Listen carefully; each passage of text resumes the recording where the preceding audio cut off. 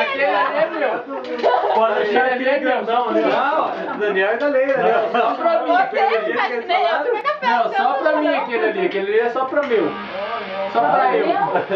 Só pra eu aquele ali, só pra eu. João, você João. Ai, ai. Vem, né? Galera, você pode até ficar com escondidinho, só com o arroz de camarão. Repete, Felipe. Amor, você não vai comer escondidinho? Repete isso que você não vai comer escondidinho daí.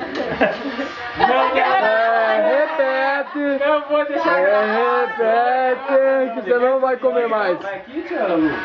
Oi, não, vou pegar os pratinhos que vocês estão. Não adianta que eu não vou deixar, não. É. Mentiroso. Por isso que o nariz tá lento.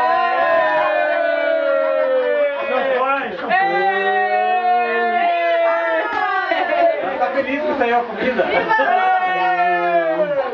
Viva a comida! Viva a madrinha! Essa novinha!